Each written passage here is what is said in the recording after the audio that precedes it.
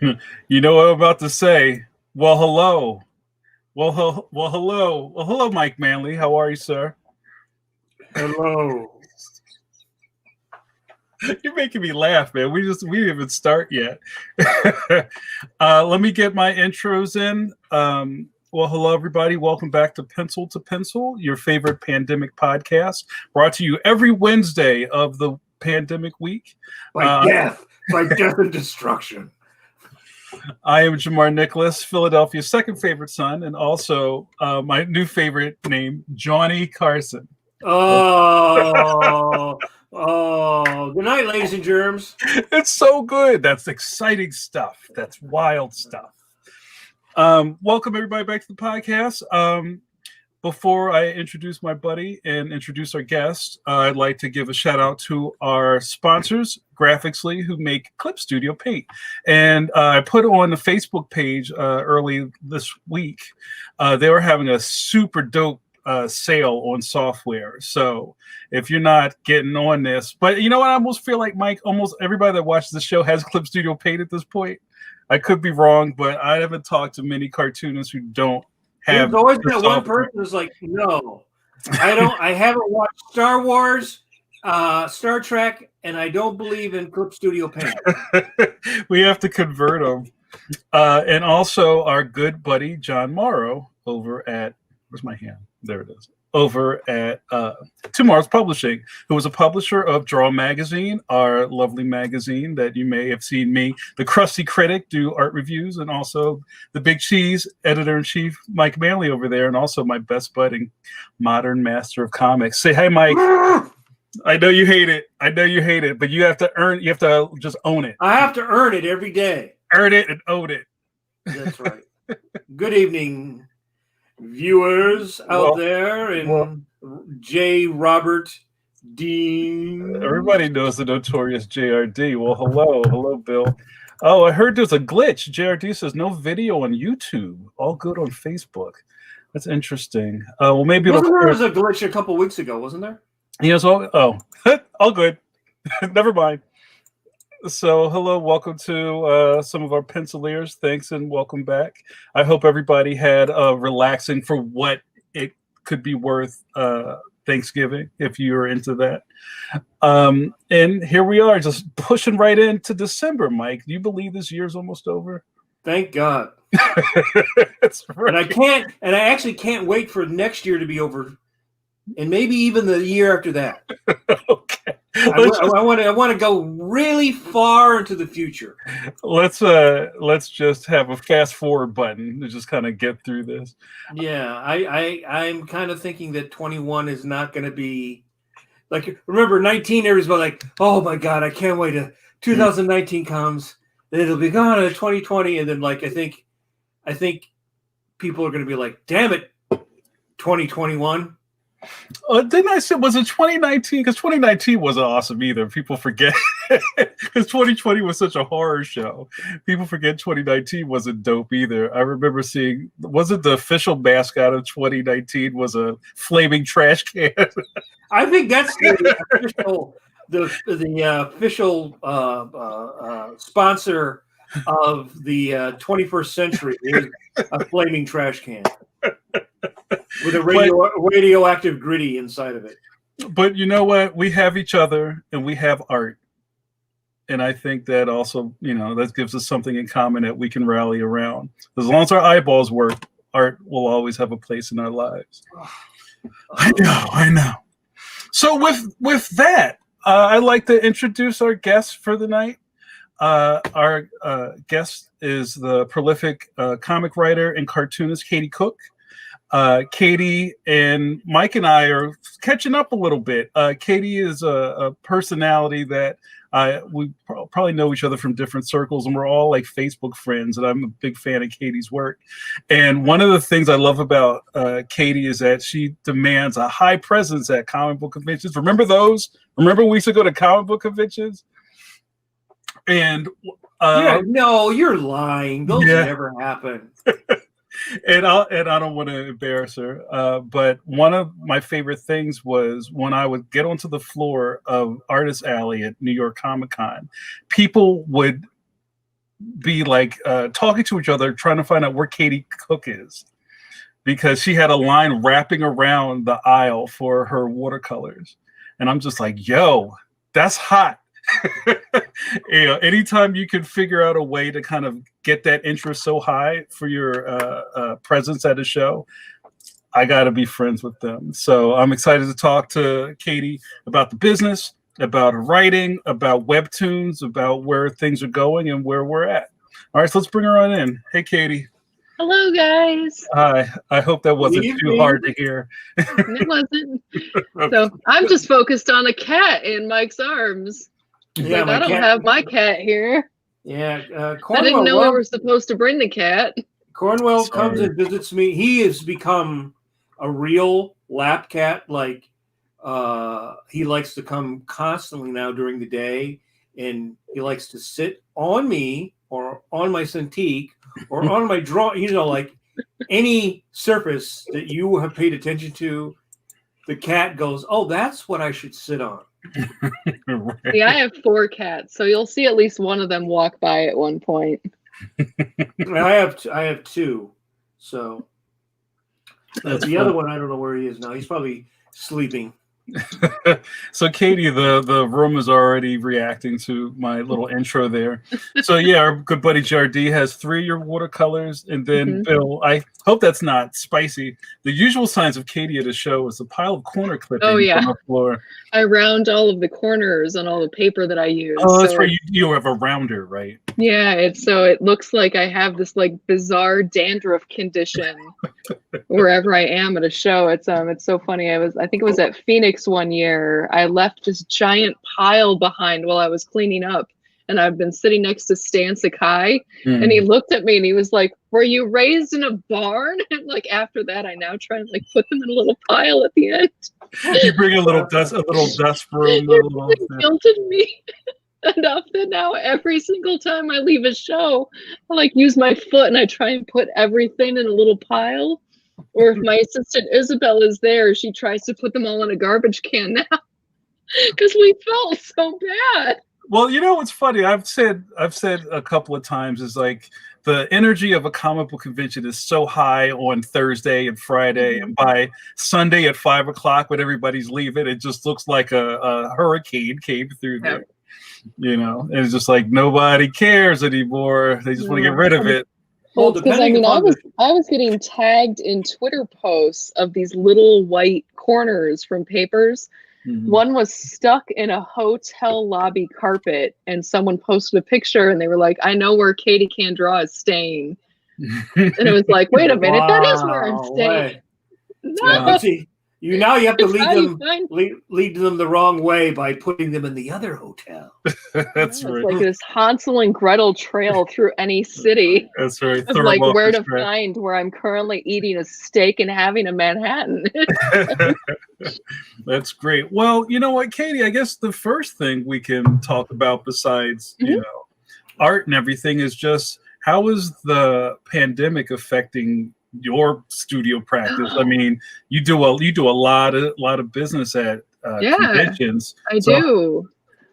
It's basically refocused what I do. You know, for a few years, it's really changed in the past few. Like I was doing like 18 conventions a year for a while, which is crazy, and I had cut back to about 8. And it was really only the major ones, and then I would pick a couple of fun ones. Or in a city that I've never been to, or something overseas. And this year, all of a sudden, it was like I got to do C2E2, and then I was about to do Emerald City before everything shut down. But now it's like, oh no, I have to now refocus what I'm doing this year, how I approach my business this year. So really, I just took on more books. You know, if Disney said, "Hey, here's a project," it was like, "Cool, yes, please. I would like to do the thing." I tried to take on some commissions, and it's just such a nightmare. It's like, no, I don't want to do that. Meh. And then all of a sudden, my kid's school is online. So that is now another thing on top of me trying to work basically full time as a writer and artist. Both of my kids, who are almost 10 and then 7, are at home all day, every day, doing online learning. Because one of my kids has type 1 diabetes, so she's autoimmune compromised. Yeah. So she can't go back to school. And it was like, oh, yay! Yeah. So I'm now not only working absolutely full time, I've become basically the principal of an elementary school. And it turns out I'm really bad at it. Like, my kids have assignments and I'm like, that's cool, but have you ever watched Inuyasha for 2 hours straight while sitting in my office and not doing your math homework? I love because that's what we're doing today. I rearranged my entire office, like I said, so I have a couch so they can watch TV, and I build models and miniatures in my spare time, which I haven't gotten to do, so I basically force them to do it now. So it's like, here, I have to work, so instead of having art class, build this. Build a tiny chair for mommy. It's have at it. Watch a YouTube tutorial. Make a tiny couch. Now, at the beginning of COVID, like maybe the first 3 months or so, was it kind of not as bleak, so to speak? It was like, well, exactly. Hey, this is fun, right? Kind of like, okay, cool. I've never gotten to stay home for this long. Yeah. Okay, yeah, I can get stuff done. My kids are at home with me. This is cool. My husband is still not at home playing PlayStation all day. Yeah. But yeah, it got to a point where it was like, oh, this isn't gonna end. Oh, yeah. Oh no. Well, I always ask how things like this affect the creatives, especially when kind of like you're the master of the home during the day hours, right? It is so weird. I've told my husband before that, I've worked from home for 10 years and I am used to being alone all the time. Yeah. It's like, I am so used to being the only person in the house, and now having all of these people in my dance space. It's like, what are you people doing? This is my bubble. Get out of my bubble. Don't you people have lives? You're supposed to not be here. This is a thing that I do. Right. And JRD just asked, Katie, has COVID changed your flannel routine? Absolutely not. I still have the same 9 flannel shirts that I wear consistently. Nice. Like, I am Steve Jobs. I own one outfit. I wear it on a consistent basis. And that's it. Nice. That's all I got. Well, you know what? I've said things like this in the past, and I always think it's interesting to now, say you're the master and commander of the house and the studio until say 3:30 or something like that. But now that everybody's home, do you find that there might be maybe a more of a respect for what you do? Absolutely not. Right? Oh my God. No. Okay. My kids don't understand my job, which is so hilarious to me because my oldest, who is about to turn 10, loves comic books. She loves comic books and graphic novels. If Raina Tellemeier were standing next to her, she'd die of shock, that kind of thing. And I sit here and I'm like, I make comic books, and she's like, yeah. It's like, right. And it's like they still don't 100% comprehend, even if they are in my office watching me work, what my job is. I could sit there and I showed them 60 new illustrations for the Star Wars children's book that I did. And they were like, cool, why'd you do that? It's right. pay for The house you live in. It seems to be such an abstract, right? Like cool. You have like Jeffrey Brown's Star Wars books. I do that too. It's like no. Yeah. No. It's probably hard in some ways for you to.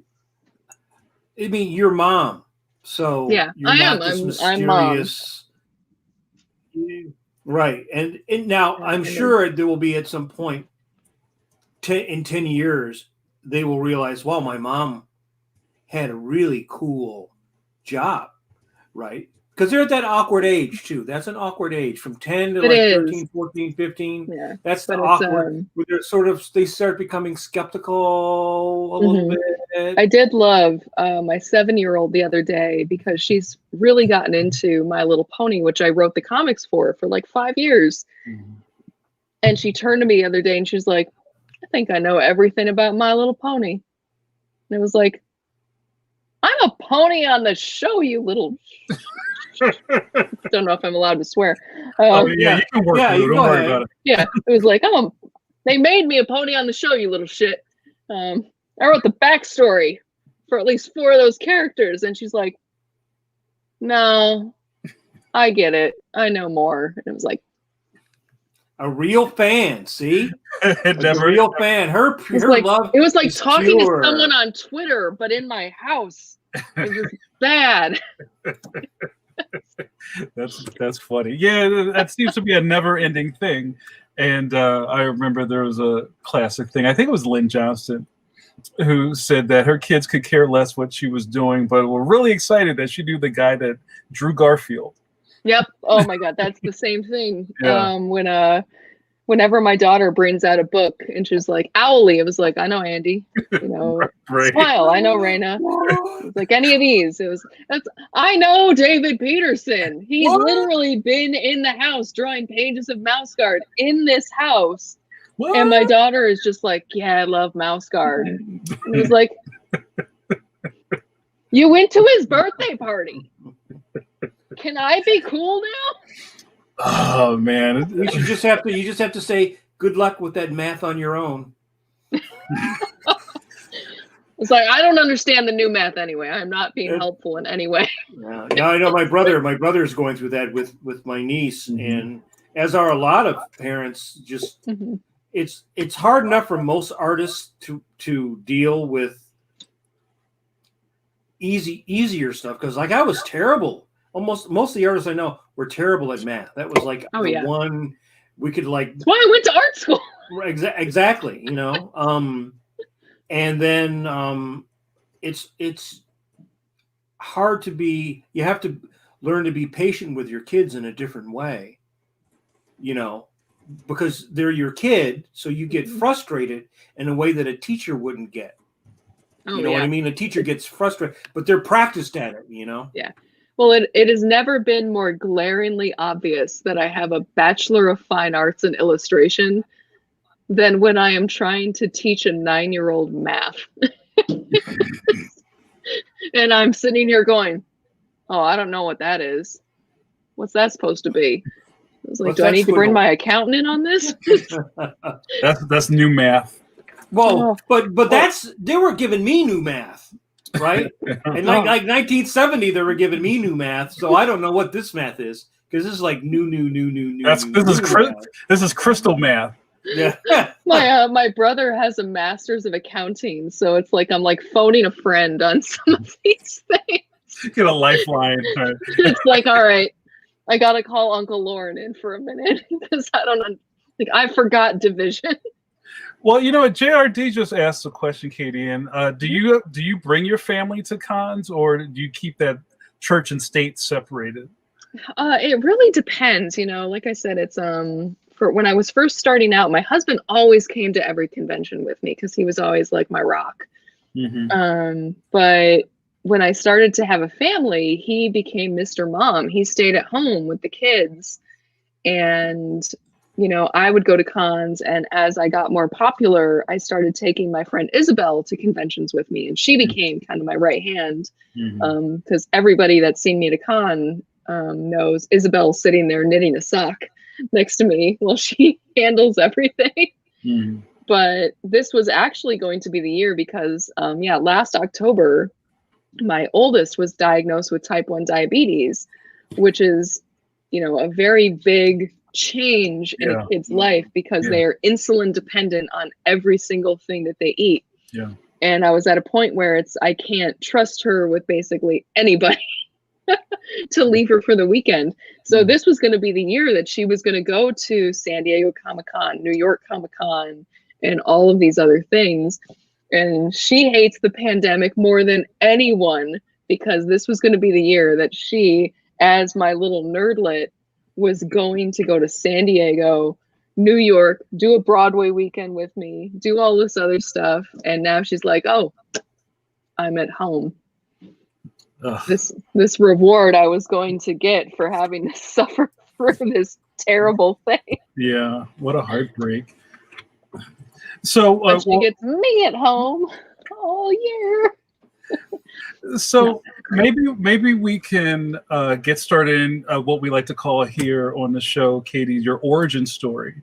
Yeah. So maybe give us a little taste on how you kind of got into the business. Maybe some right before everything started popping, some jobs you may have had, and wherever you want to start. Yeah, definitely. Well, it's I have been saying, whenever anyone says, what do you want to be when you grow up? My answer since I was 5 or 6 has always been, I want to be a cartoonist. Mm-hmm. Because I grew up, I was a latchkey kid, and I grew up learning to read on newspaper comics in the Detroit Free Press. Every single morning when my mom woke us up, she would hand me the comic section. And well, she got ready for work because she was a vice principal of a middle school outside of Detroit. And I would read Peanuts, Calvin and Hobbes, and all my favorites in the newspaper because back then the newspaper section was like 4 pages long and would totally entertain you for the amount of time it took you for your parents to get ready for work. And it was like, I'm going to do this. This is going to be my job. I want to make these 3 to 4 panel comic strips. So I used to copy them. I used to draw them. I have so many comics that my mom has saved from before I was even really competent in reading and writing of, me making little Snoopy comics. Yeah. Because did you ever combine them? Like combine characters from different strips? It's all the time. And but I never included anything from Bill Watterson because at that age I thought he was so far above me in skill that it was like, oh my god. I still do, even at this age. But yeah, it's so that was like my ultimate goal in life was to be a newspaper cartoonist. And then I ended up my parents were super supportive, which is amazing because, normally when your kid says, I want to be a cartoonist, most parents would be like, cool, maybe you can be a doctor first and be a cartoonist on the side. That's right. That side cartooning is so lucrative. But I mentioned my brother currently has a master's of accounting, but originally he has a bachelor's in philosophy. So I have that to go by of how supportive my parents are. So when I went, I'm going to go to private school. So I went to College for Creative Studies in Detroit. And like I said, I have a BFA in illustration. My parents were like, cool, you do your thing.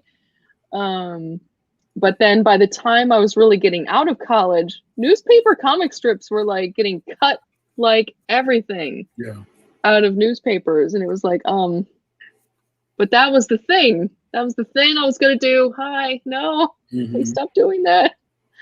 Were you submitting? I wasn't at the time because I was in college. I wasn't really aware of what to do.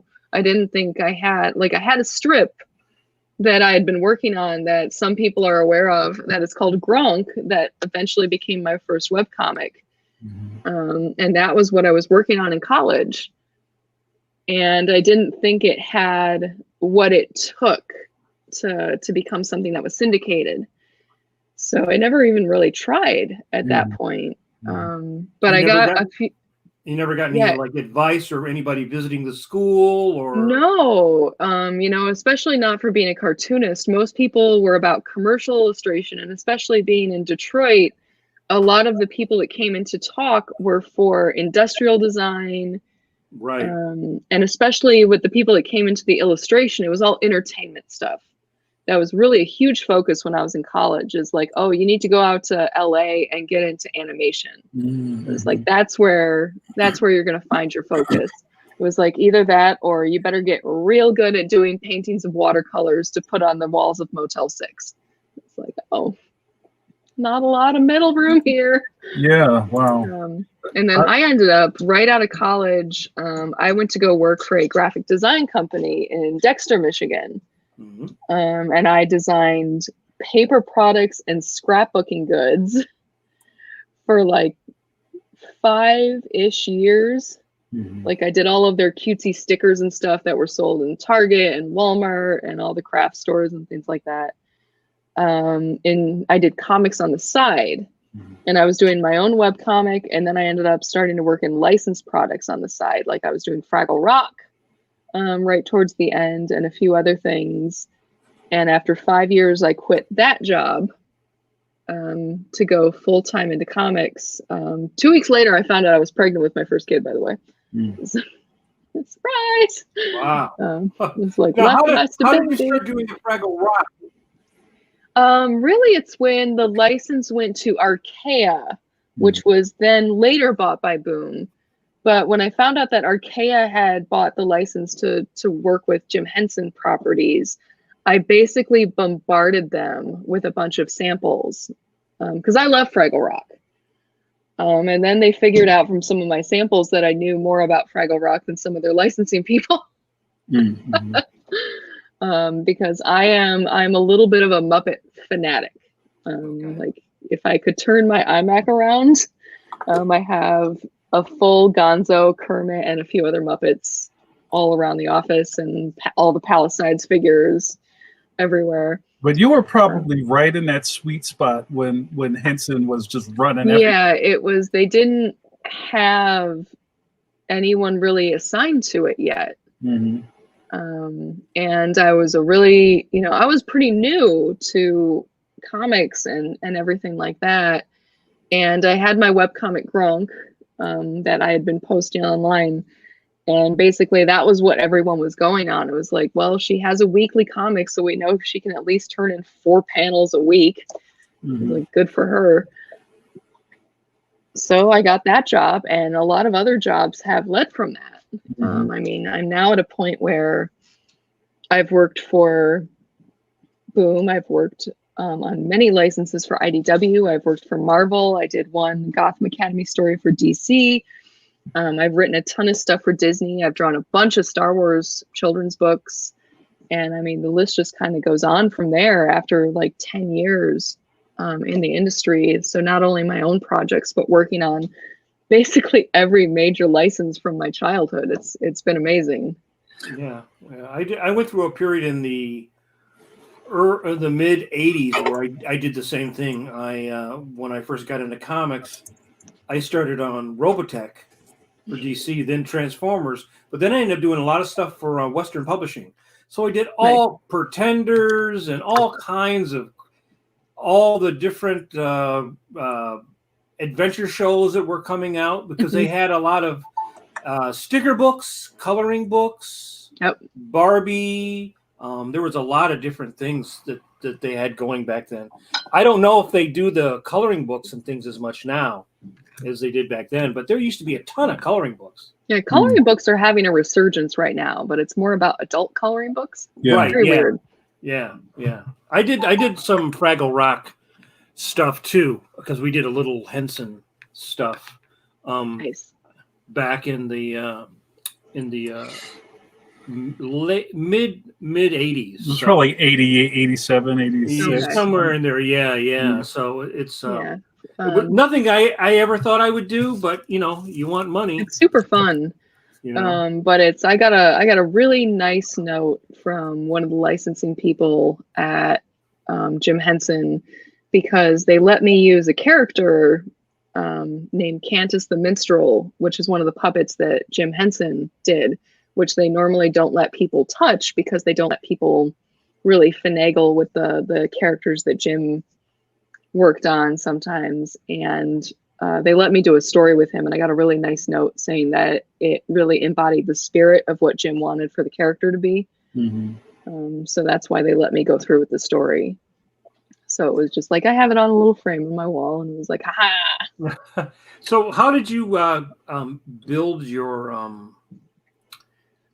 technical skills too? Because it's very, you know, if you weren't taking, we're not offering cartooning classes, right? No, it's you know, like I said, I have my degree is in illustration. Right. And you know, I went through all of the life drawing, all of the realistic drawing. I went through every single technical drawing course. Like, I have drawn the blown aparts of washing machines in technical drawing classes and things like that. And I actually think that's really important to be a cartoonist, is to know the basics of everything and how to draw something realistically so you can take it down to that weird, distorted few lines. So that's something that I started to do on my own probably around the beginning of my 3rd year of college. And I basically went, well, it's really great that I'm learning all of these weird technical things, but I'm just going to do this now. And there are a couple of professors that were like, wow, that's really, what are you doing there, Katie? We're supposed to be drawing this. And it was like, no, I'm just going to do cartoons for this assignment now. And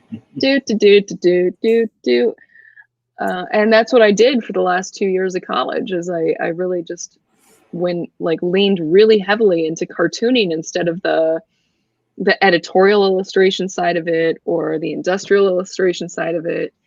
And like I said, there were a couple of people that were supportive of it and went, yeah, let's do that. And a few that were like, no, that's not what the assignment was. And part of me was like, well, I pay the tuition, so this is mine.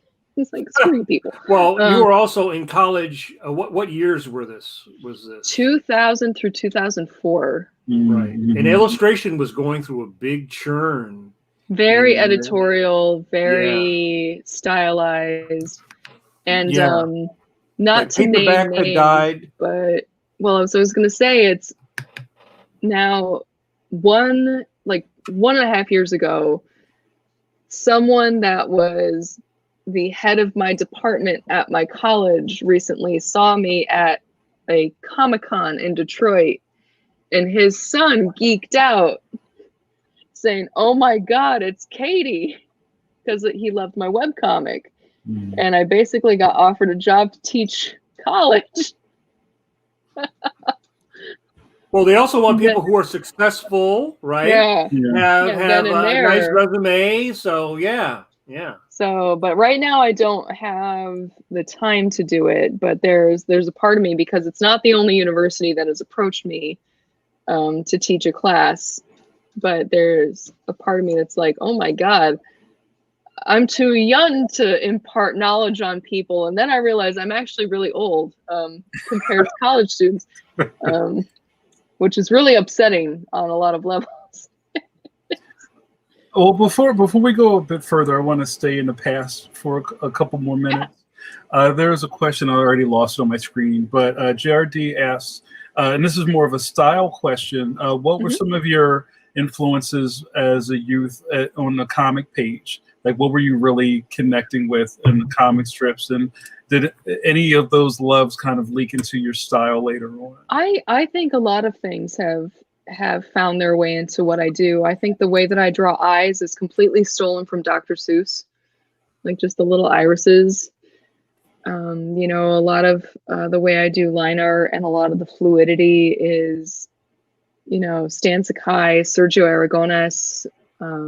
Again, it's I love Calvin and Hobbes, so I reference that a lot if I need to do some little bit for something that needs to be a little bit more detailed. I love Jeff Smith. He is probably the only creator that I have had an actual meltdown when I met him for the first time. Mm. It's probably, I wasn't expecting it. I was in Texas at this really terrible little show. And a friend of mine who is also a fan was like, oh, Jeff Smith's down there at the end of the aisle. And I was like, yeah, I'm going to work myself up. You do some push-ups. Yeah, and I'm going to go over and I'm going to tell him that Bone is the reason I like long format comics. He's like the reason. I was like, yeah, I can do something that's not 4 panels. And he was like, oh, I'll just go get him. And he just like walked off. I was like, what? What are you doing? And he just like brought him over 30 seconds later. And it was like, I ducked under the table. And it was like that thing where you're like putting your finger up and it was like, I need a minute. We need to submerge for a second. Sorry. It was like, it's like, yeah. Well, I'm sure like after like being in the business as long as you have and the rest of us, you kind of you find your footing maybe shortly thereafter. Like it's probably hard to impress you now. It's like we're all in the same business, I am right? still a nerd, and oh my God, I once during a San Diego, I saw Hayao Miyazaki walking down the street like opposite me, and all I did was scream at him. It was like You thought it was like that lunatic. That program in Japan where the guy would jump out of the garbage cans and scream at people. It was like he probably thought he was being pranked. Yeah. It was like, because all I did was like, just walk faster away from me. That's great. Like, I had another question, Katie, about Gronk. So yeah. What year did you start your webcomic, and what were some of the protocols that you went through to get started? Like, did you know other cartoonists who were already on the web and maybe found a portal in, or did you just start making stuff and trying to find an audience as you went along week by week? Like, tell us about that early experience with webcomics. It was pretty early on in webcomics. I'm trying to think, because it would have been, oh my God, it would have been early 2000s when I first kind of started doing it. I didn't turn it into an official strip because I was just kind of posting Gronk art to LiveJournal. Oh, LiveJournal. If no one remembers LiveJournal, that's what mommies and daddies used to post their thoughts to. But yeah, then I started it as an official webcomic while I still had what we refer to as a jobby job. And, it kind of became a thing from there of like trying to every single week. My husband just came in with a wine delivery. He's a very nice man. Yeah, so I kept posting it, and I kind of knew about webcomics at that point, but I wasn't part of the community. I wasn't part of this like group that was like, hey, we're a webcomics community. Were you following? I was following several of them, but I wasn't on any forums. I wasn't doing any chats. I wasn't doing anything like this. So really, it was just posting it to LiveJournal, posting it to the Gronk website that I had set up. And then people were like, oh, you should be posting it to these groups on LiveJournal. and get it out there a little bit more. And I did, and I had a really nice following for that comic. And I did for several years. And it's so funny. It's a couple years ago, I did the keynote speech at the Ringo Awards, and it was actually about webcomics. And part of that was the fact that the reason that my first webcomic Gronk kind of died is because I got a job in mainstream comics. My work with Gronk led to my work on My Little Pony, the stuff I was doing for Marvel, the stuff I was doing for all of these other companies. And all of a sudden it took over, and I couldn't work on my own book anymore because all of a sudden I had like, oh no, I have a deadline for this.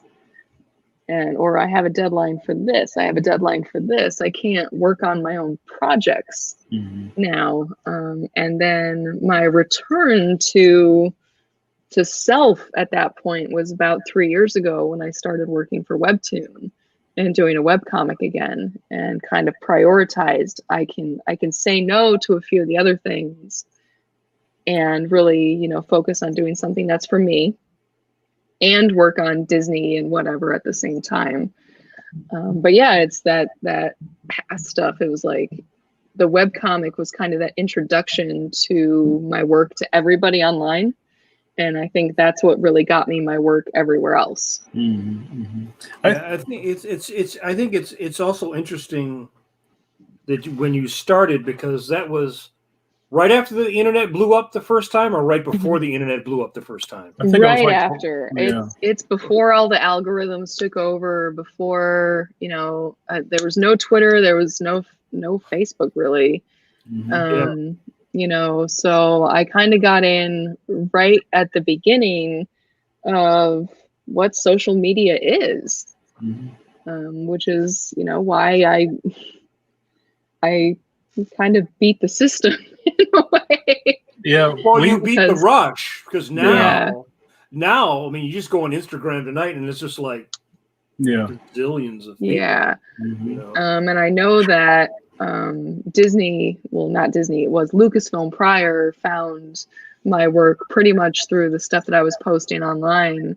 And that's how I started doing some work with them, like doing their webcomic for Star Wars The Clone Wars, and things like that. And I've been working with them, you know, since before the Disney buyout, and I still continue to work with them doing Star Wars kids books. So I have a question from the room, which leads right nicely into this, because I'm curating all of the stuff that's happening here. Okay. Bill says, with your plethora of Star Wars art, writing, and design, what's your favorite Star Wars project that you've been a part of? Thanks, Bill. It's been really interesting being a part of Star Wars for basically over a decade at this point. Because when I started to work for that license, we had the prequels, so we were like in no man's land. Like no one cared about anything in Star Wars. And now, you know, I write, you know, I'm writing some Star Wars comics for IDW Adventures, but I've now drawn several Star Wars children's books. And I have gotten from parents that I am the first introduction that they give their kids to this universe.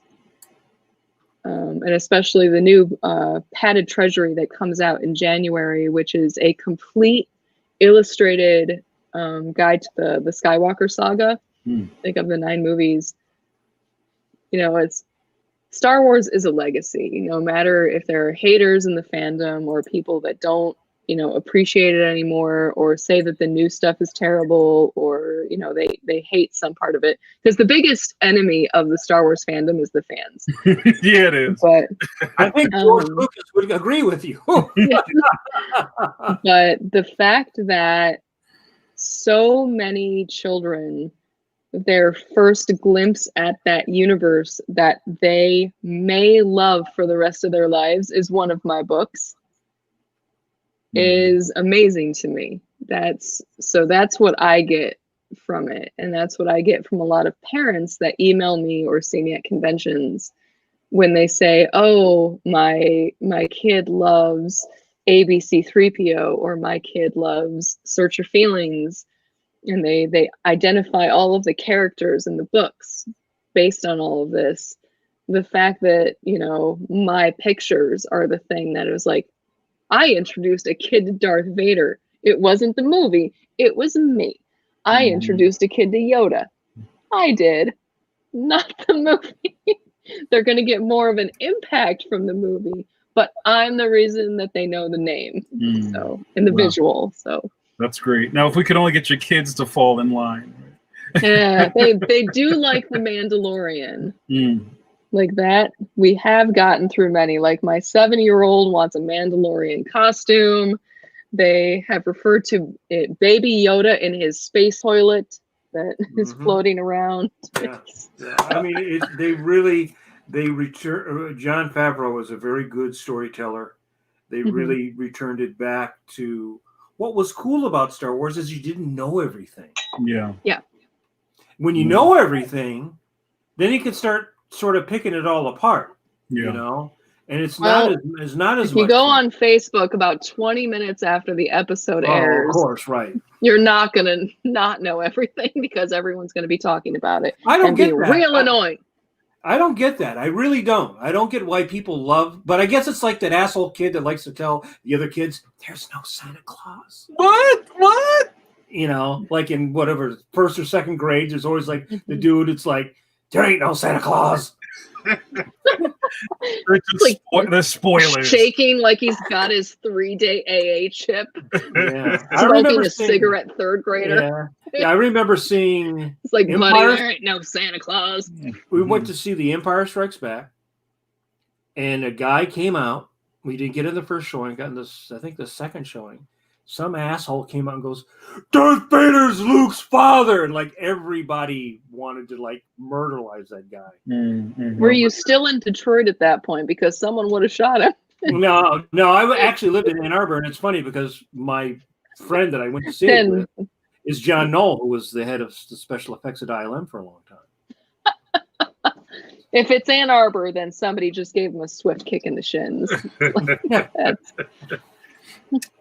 So I have a couple other, we have a million questions here, but I'm just trying to organize stuff. And I want to go back to the webcomic thing because that's going to really tie into the next part of our deep talk with you, Katie. But you talking about your start in webcomics and kind of just putting your work out there, figuring out the system, figuring out how all this stuff works. And then you start getting paying work, right? Yeah.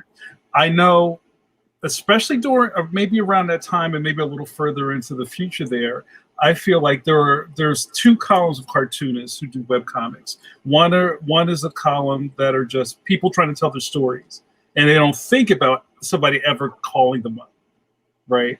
And then I think there's another group of cartoonists who are basically waiting tables with their art until they get their big gig. So no, well, for me, it was column A. I wanted to be column B, but you know, I used to take my work around while I was still in college. I remember going to Wizard World Chicago with a portfolio, and I was doing like the young giddy thing. And you guys got to understand, my work is very cartoony, and it's very sweet, and it's very weird.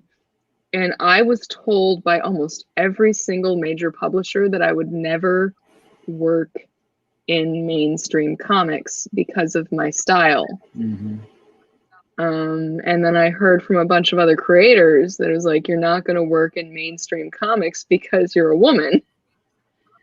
And on top of that, your work is very cartoony. And I basically was told, you're going to draw coloring books.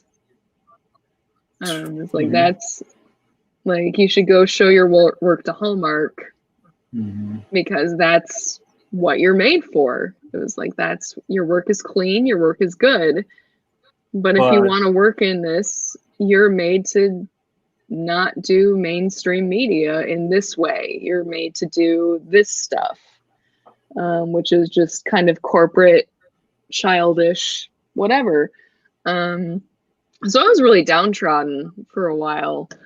And then all of a sudden it was like, I'm just going to do my own comic. Look at all these people online that are just doing their own thing. And, you know, that's why I did Gronk and put it online, because it was like, oh, I'll just do this for a while. This is mine.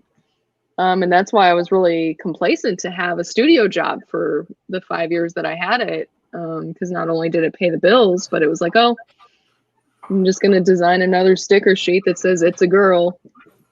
Well, happy anniversary. Also, at that time, in the early 2000s, was when the image thing was really blowing up. And we've talked about this on the show before. Cartooning, in the broad sense, cartooning like you see in the strips, let's say Bigfoot would be in the old days, you would call, is the most popular form of cartooning in the world.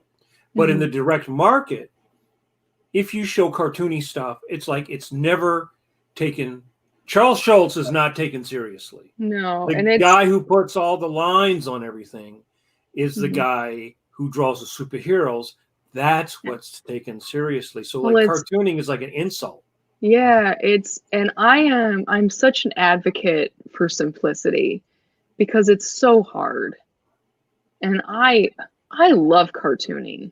Like if I, people have said if you weren't a cartoonist, what would you do? It's like I'd almost go back and get an art history degree that kind of specialized in comics.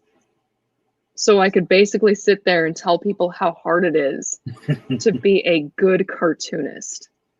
Because I love simplicity of style. There are certain cartoonists that I can wax and wane about for hours on end, of like poring over a book of theirs and being like, look at it, look at the line art, and be super creepy about it. I do with my kids, and they hate it.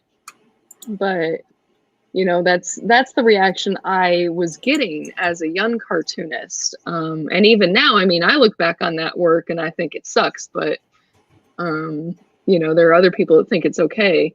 But I even know that, as I've evolved, my line art still is simple and weird, but I still like to think there's a charm to that simplicity and a loveliness of line and things like that. But man, yeah, when I was first starting out, just the downtrodden, like, nah, you're not gonna make it, kid, but good luck with whatever you do. But then I got a few people that really gave me a couple of breaks. And all of a sudden, after years of being told I wasn't gonna work in this field, I had lots of work. Well, things have changed quite a bit too. Yeah. I would say in that 10-year, the 10-year from when Image started, blew up, the internet blew up, and then what came out of that was a very different world, and you saw a lot more female cartoonists like you, which was a rarity, I can say. And I've talked about this before. When I would go to a convention in the late 70s to the mid 80s is when I was going to try to break in. I never saw one female artist with a portfolio. No. Not once. Now you go into animation, there's always a ton of women in animation. There's always been a lot of women working in animation. So my theory is that at that point, most of the women who wanted to do cartooning either did the couple went into strips, but a lot went into animation. And teaching animation now, the majority of the students that I teach are women.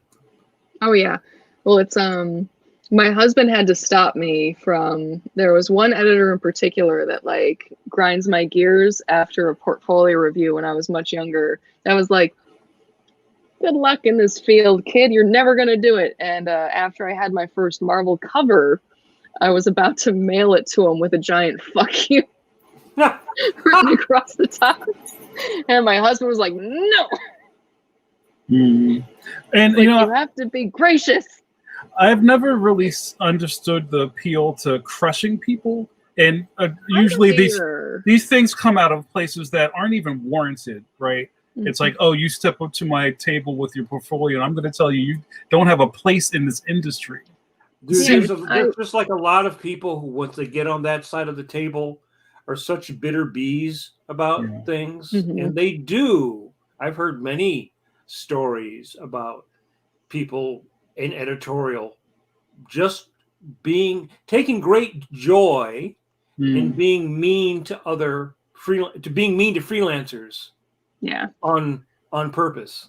Now I think that's within I think that's within the big two. I don't think that you get that as much in other forms of cartooning. I don't think you would get that at King Features. If they didn't like your work, they would just say it's not good enough, apply again.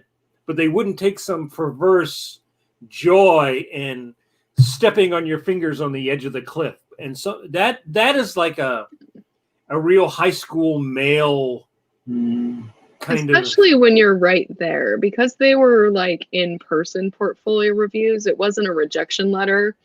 It was just like oh honey, You're trying to be a comic book artist. Look at you, you little Dickens.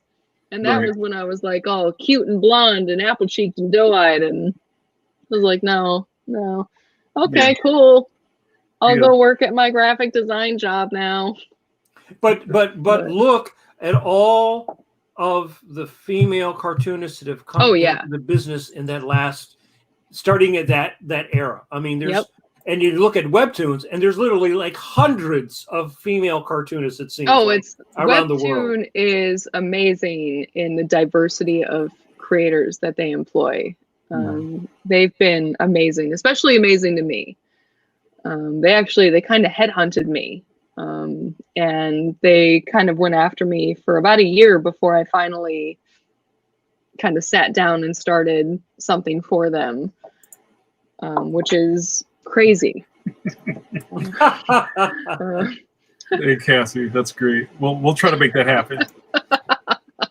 I think I still have it sitting in the drawer. After my husband like wrestled the package out of my hand, he's like, "You can't send that." Well, before we get to the webtoons thing, I want to maybe touch on real quick, Katie, about I guess everybody's reason for being motivated. Like, it's easy to have an origin story where you've had a bunch of people tell you can't, and now you're fueled by revenge, right? But revenge only goes so far, and then it just kind of eats at you, right? Well, then it's balanced by the fact that everyone else in my life is like, you can. Yeah, revenge doesn't put wind in your sails at 3 o'clock in the morning. Yeah, it's like, but my dad like patted me on the head saying, "But you're so good at it," is way better. So maybe we we might have to do a lightning round, Katie, because there's like a bunch of questions that are kind of all over the road here. But one of them is, I just want to talk about that inroad into webtoons, because you said they basically headhunted you, right? Yeah.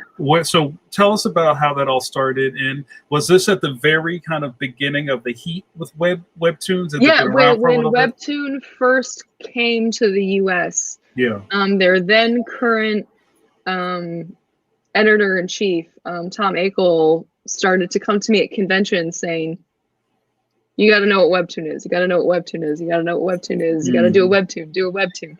And I was sitting there going, "Who the hell are you? What's a Webtoon? Right. Don't be weird. Here's my card." And then he really persisted for a few months and really explained the format to me and explained what the platform was and how popular it was worldwide. And you're like, what? Yeah, what? and I kind of almost caved at that point because I was so sick of working on My Little Pony. I had spent 5 years writing about pastel horses at this point. Yeah. With a few other projects in between. That it was like, and I'm the writer for My Little Pony. I wasn't the artist. So most of the projects that I'd been focused on for a few years, I wasn't drawing. I was the writer, and all of a sudden I had gone from, I'm a cartoonist to I'm the writer.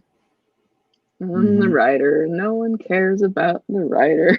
Jesus Christ. You think so? You think so? You think you really felt that way? Oh, in My Little Pony, everybody cared about Andy.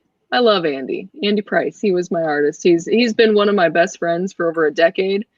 And I brought him in on the project. And whenever we would do pony shows, he would have the world's longest line. And people were like, "Oh, you wrote it? I guess you should sign it too." And I was like, "You son of a bitch."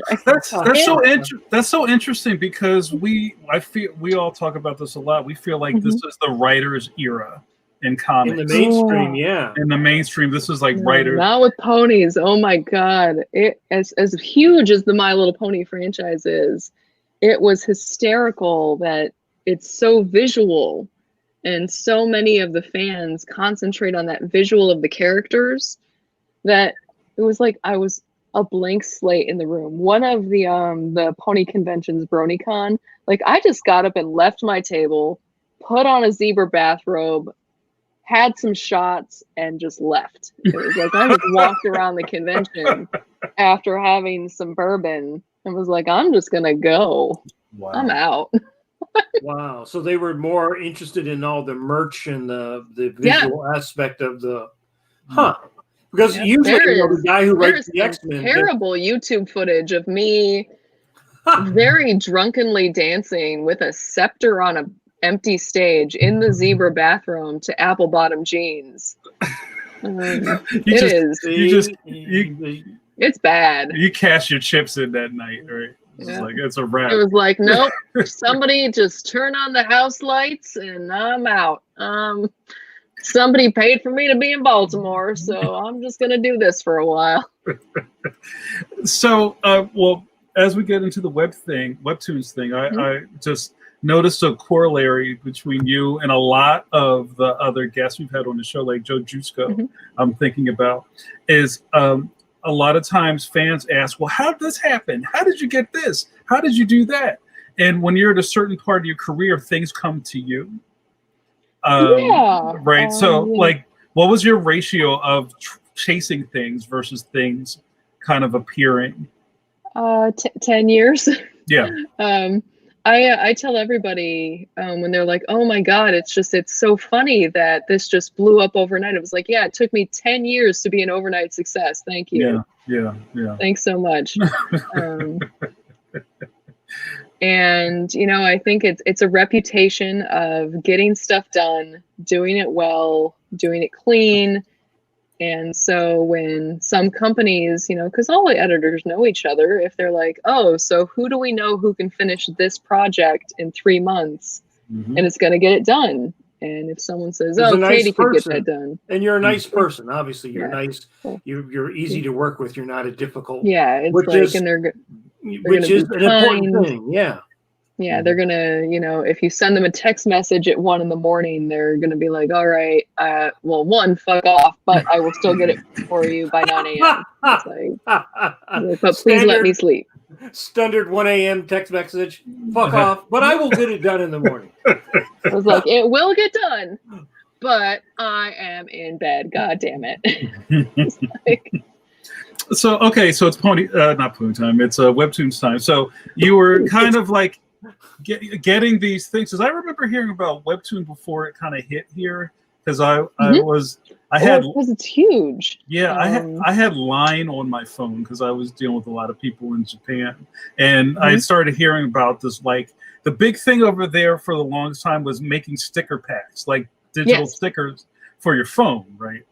And then, like, I started hearing these rumblings about webtoon, and it was already popping all over the world before it got here. It's insane over there. And you have to understand that webtoon in the US now has over 5 million subscribers. That's just in the US. And, you know, worldwide, it's even crazier. So think of that. You know, and most of those readers are under the age of 25 and female. Yep. So when people sit here saying that comics are male dominated readers and it's all superheroes and this is the only interest that people have, you have to look at this whole new readership of young people that, you know, get all of their comics online.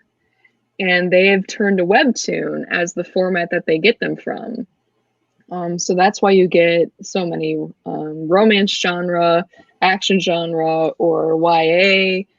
And, you know, now so many people, you know, because look at how popular manga is in Japan and that kind of readership. And now that has infiltrated the US of what our younger audience is. And all of them can get that content for free. Yeah. So free is big. Free is huge. Free is gigantic. And I mean, my comic is available for free every week. I mean, yes, Webtoon does pay me on a weekly basis to produce it, but then that content is released for free, and that's like the appeal of webcomics. It's also the downside of it. Is it translated? So there's the English version of webtoons, and then there's the Korean version. So did they translate yours for the Korean version? I have kept all rights, Okay. so they can only keep it on the English site for now. Okay. Like it's mine. It's you can negotiate different contracts and stuff, and I keep Nothing Special, which is my project with them, pretty tight to the chest. So it's mine. It doesn't belong to anybody Right. but Right. Webtoon and me. But yeah, so they can't really put it anywhere except for the English site right now. And it's not the most popular comic on the site, but you got to look at the fact that in 3 years I have an audience of subscribers that's 385,000 strong. That would be like New York Times bestseller list numbers if it was like a graphic novel or something. Yeah, and I mean, yes, they have ones that have 1 million people following them. But, for mine, which is a very weird little indie adventure magic comic, that's crazy. And especially, it was a pitch that I had given to a few other normal book companies before, and they told me, one, that it would never work. Here we go again. Right? Yeah. One company wanted me to change the main character to the boy in the comic instead of the girl, because they said it would sell better if the boy was the main character, because boys read comic books and girls don't. What company was that? Oh, what company was that? Yeah, because I mean, it's I'll tell you in private. Okay, because that's boys read superheroes, but even now, because I've been like Jamar teaching. I teach like a high school class. The young boys and girls are reading webtoons. Maybe a few guys might read Deadpool, but my 10-year-old loves webtoon. Right? Yeah. And I mean, she thinks I'm okay, but well, they also share. They share the stuff in a way with the phone, like texting, which is not like you having to go to the shop and then I buy this comic and then I tell you about the comic and then now you got to go spend $7 and buy that comic. So I see a lot of that in the class where the students they're drawing and they have their phone out and they're looking at stuff and they're all community looking at, which is not how we read comics growing up at all. No, but it's there was another publisher that wanted me to get rid of Radish, who is a character that is a dead sentient radish ghost that follows them around because he thought it was too weird, and he's the most popular character. Yeah, these guys don't always know. Webtoon gave me a platform because they just said, just do whatever you want. And they didn't even read my script at that point because they trusted me as a creator. And they were like, just do what you want and we're going to pay you to make something. So that's what I do every week. I just make it. So here's a question, and you kind of answered this, but I just want to put this on screen so we can see where everything is headed. So Bill says, so how did Nothing Special end up with Webtoon versus just publishing it on your own website or going via a physical publisher? So maybe because the thing Webtoon pays me. Right. So is on top of that, kind of like looking back at Gronk and looking at this new project in front of you, do you feel like that's something that you maybe facilitated because you had this opportunity? Webtoons? Yeah. You know what I'm saying. When Webtoon gave me an opportunity to get paid to make, when someone comes to you and says, we're going to offer you some money to make whatever you want. You say no. Hell no. It was just this moment in time where it was like, wait a minute, I have an editor that really believes in me as a creator and wants to bring me into this project, and is saying, hey, do whatever. Just whatever is the most Katie Cook project you can think of, make it.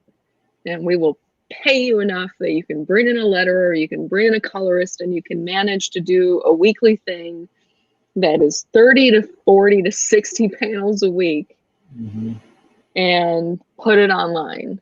And it was like, okay, what if it has a radish in it? And they were like, I don't care. Yeah. Do whatever. And I mean, it's the reaction to it's been amazing. Like I said, it's got a great following. It has a great fan base. It made me realize that teenagers can be great and very supportive.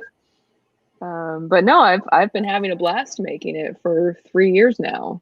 So no, did you look at webtoons and like sort of like study the format? Yeah, I did. That's the other part of it. You can really tell in my really early chapters that I was still trying to think of the page of like panel, panel, panel, yeah, panel, panel, panel, panel, panel, and think of a later print version. And then you can look at it like halfway through the first season, really into the second season, very much into the third season, that it's all about that scrolling format now, because I have panels that are 90 inches long. Right. And it's about that visual narrative flowing down. Instead of thinking of the next page turn, I think of people scrolling through their phone or their iPad and how that's going to impact the story as they go down, which is a really fun new way to think about the narrative. And you know, for someone that has for basically their entire life been consuming and making comics based on that page turn, it's been a really fun, interesting thing to be like, no, let's think of how that person reads the story as they go down. Like, how do we bring that visual into so I actually started studying a lot of Japanese scrolls, which really helps because my husband's really into bonsai, so he loves to look up Japanese artwork to like figure out what he wants to put behind them. So yeah, there's a really interesting group of scrolls and narratives, mostly from Japan, but from some other different factors that tell stories.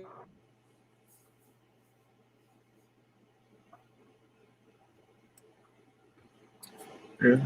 Katie kirked out for a second. She'll be back. My AirPod died. Oh no. So I'm back. You sound fine.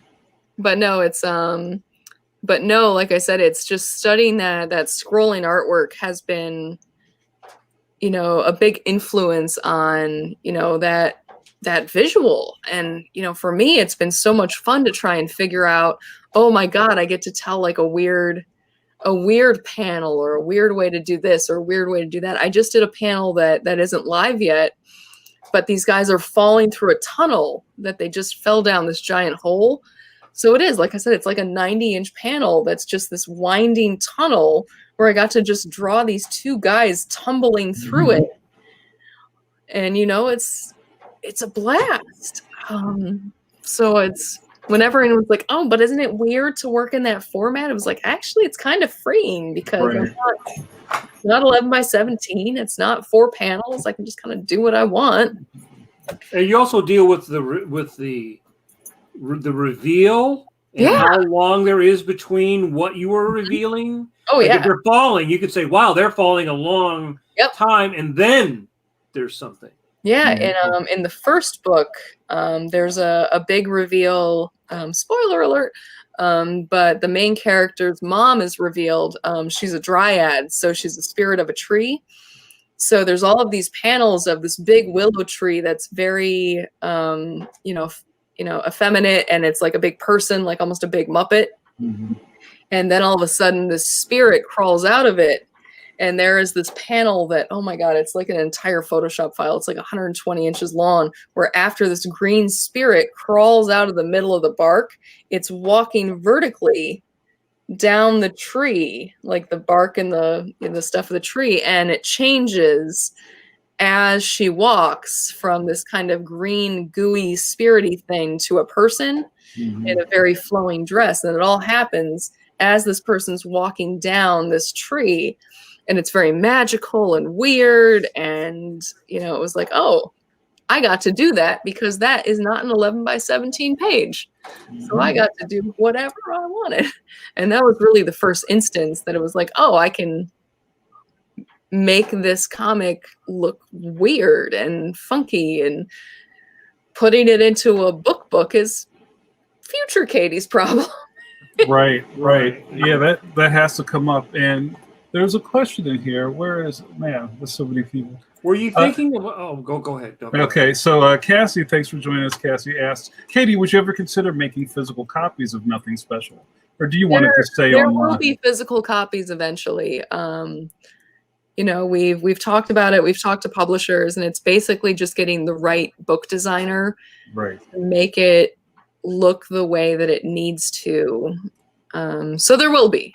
And it's in discussion. My book agent really wants it to be physical copies of the books. Like there are a lot of emails I haven't responded to right now. And there will be Radish Blushes, but yeah, there will be physical copies, but I want it to be done right instead of being rushed and just not paying attention to how much effort I put into some of the artwork. So thanks. So thinking about this, I don't know if you've read the middle Scott McCloud comics book, Reinventing Comics. Yeah. It was Understanding, Reinventing, and Making. And Reinventing was such a book of its time, which was around the early 2000s, where the big push was infinite canvas. Yep. Right. And that's when people all of a sudden started playing with computers and the fact that you weren't bound to a panel. Right. Or 4 panels, or 11 by 17 page. So you saw a lot of scrolling to the right, to the left. And then that kind of just went away for a huge period of the early thousands. And then it kind of came back with webtoons, right? And also, like Mike talks about a lot, the scroll. That's right. Something that didn't exist in 2000. You doing that to read things. It's the smartphone. That's what changed it. Yeah. So go ahead, Mike. You were going to ask. I was going to say, now, because of that, and you studying the audience, because I did a webtoon myself. I never finished it, but of course, when I went in, I realized now that as I studied webtoons, I realized that the audience was very different. It was younger overall, mostly, I would say at least 2/3 probably female. Yep. Most of the stories revolved around some kind of romance, whether it's what the romance was between, boy, girl, monster, whatever. It was mostly around some sort of the kind of story that would appeal to a teenager, right? Almost like a Nancy Drew or things that we would have read back in the old, along with that flavor packet of the Asian culture that everyone. So I worked on another webtoon with my friend Mimi, and so I helped her with that. That was a little bit more about the romance, but I realized that also the Americans love the Asian stuff in a way, and not as much the American stuff. And I found that with my students. And that was the way it was when I was younger. I had a girlfriend for a time that what they did was they brought stuff over and then translated it from Japan and then made tapes and everything. And so did you think about that? The fact that the Americans still prefer the real deal, Asian stuff as opposed to Americans doing it? You know what I mean? Did you research that at all? No, I love manga.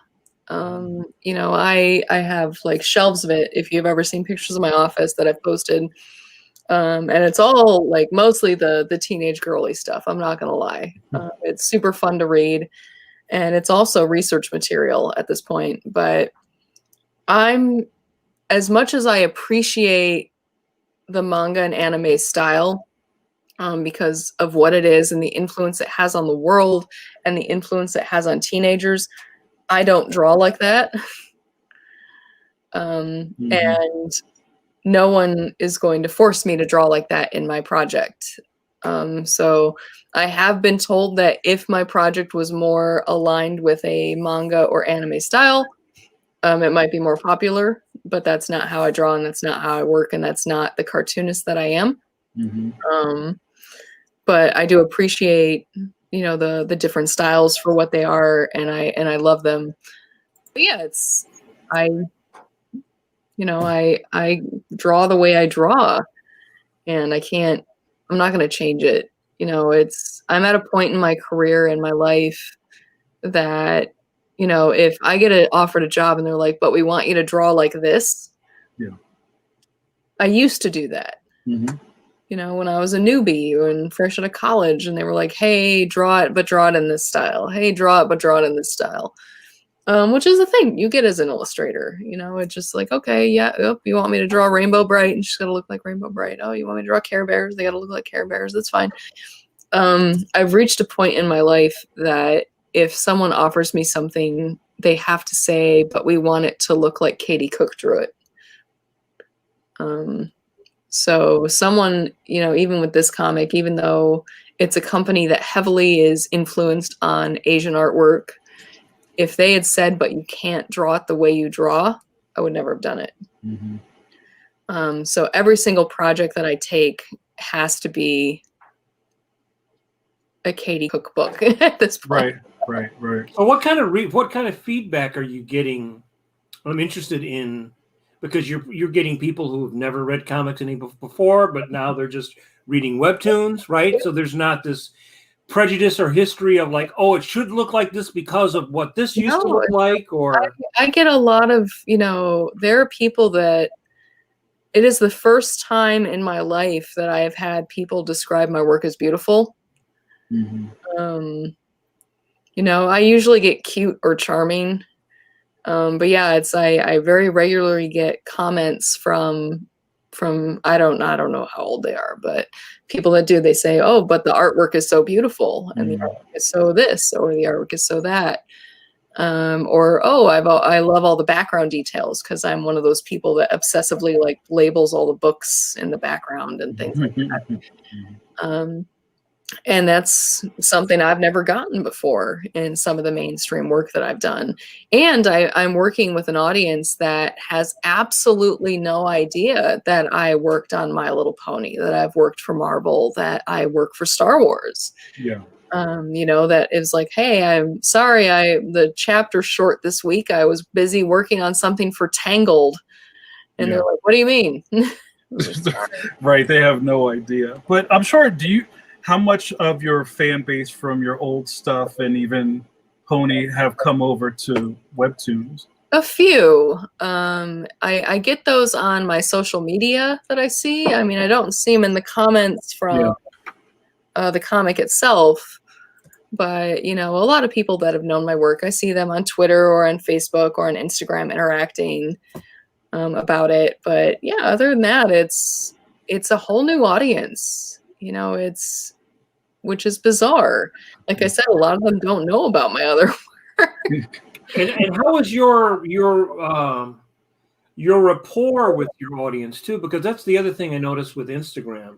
The people who have a lot of there's a period at which you're building your popularity, and there's a lot of rapport going back and forth with your fans, and then you get to the point where you have like 100,000 fans, and you go like, I can't answer everybody's email, so no more direct messages. But with Webtoons, I would imagine you want to have some back and forth with your readers.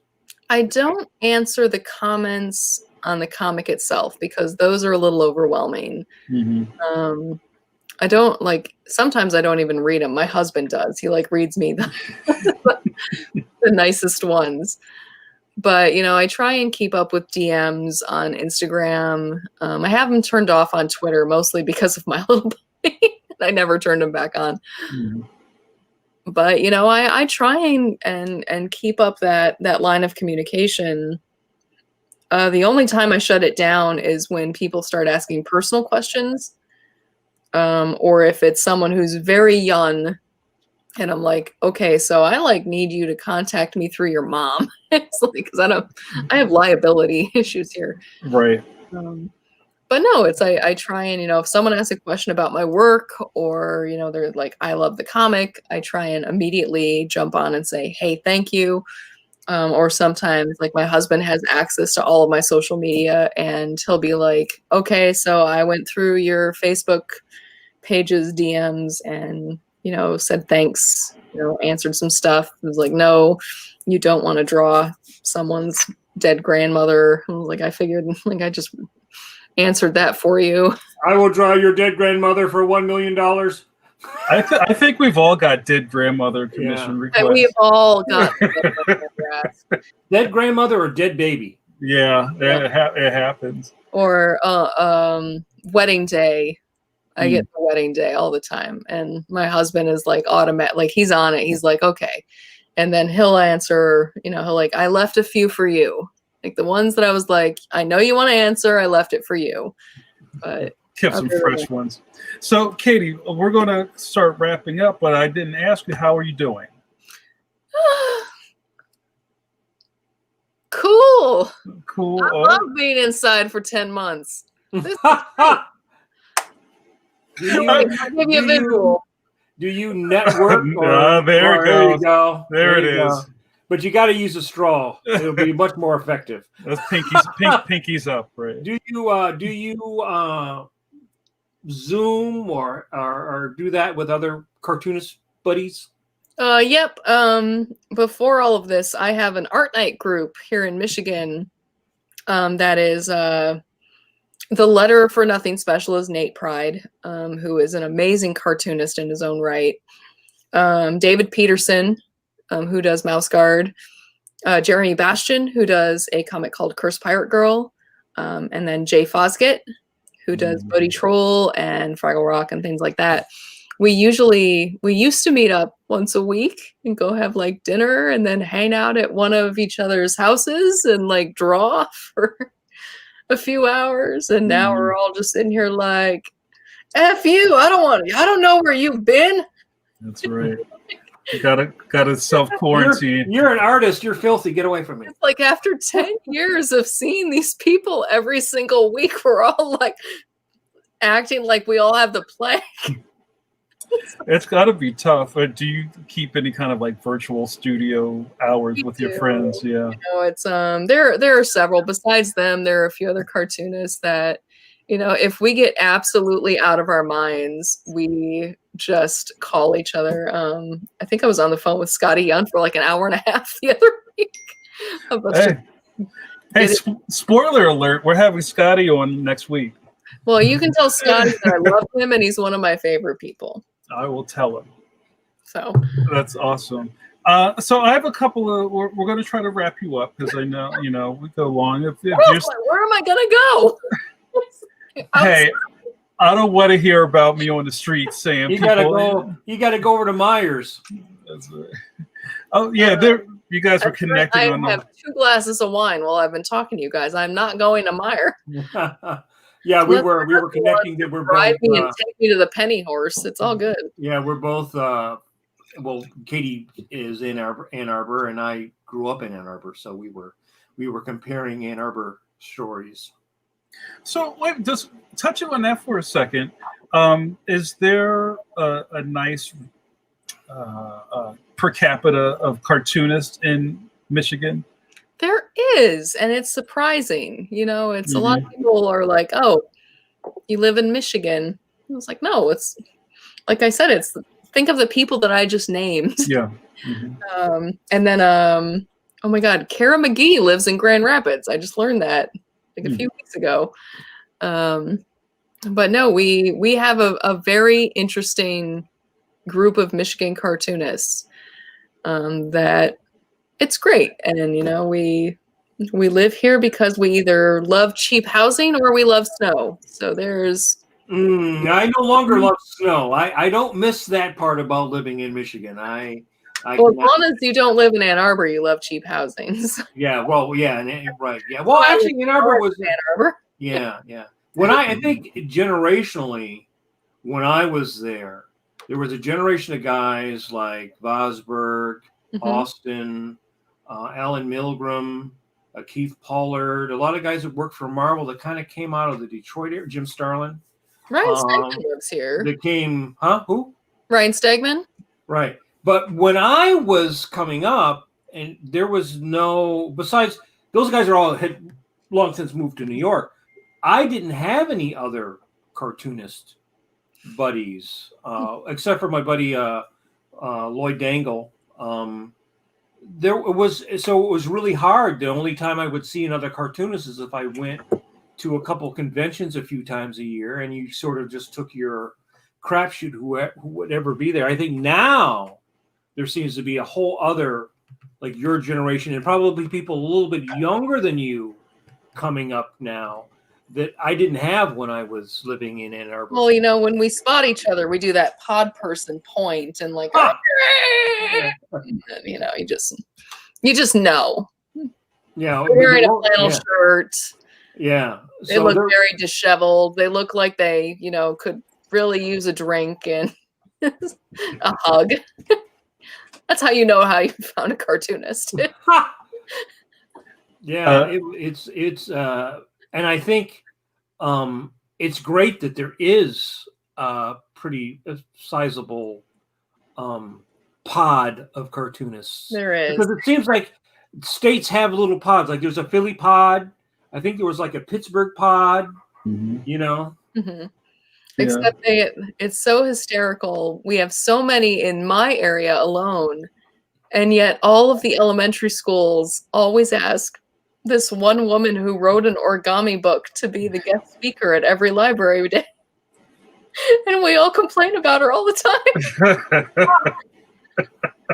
Got to put a hit out on the origami. We're all like, oh, did you get asked to be there for reading week? No. No, they asked the origami lady again. That's great. I don't know much about the area, but back when we could go to stores, remember that? Remember the before? Months ago, back in my day, I used to go to the grocery store. I had to put Wonder Bread bags on my feet and go uphill through the snow. The before times. Was there a lot of art supply shops in the area? Where would you get your art supplies from? I mean, everything's online now, but was there a couple of local spots? There used to be one in Ann Arbor that closed a few years ago. Was it Utrecht? Yeah. No, not the Utrecht. It was on the corner of State Street near the Michigan Theater. Okay, yeah, that wasn't there when I was there. We used to go to Utrecht. It was 2 stories tall. It was a beautiful art store that was in Ann Arbor, but it's a Walgreens now.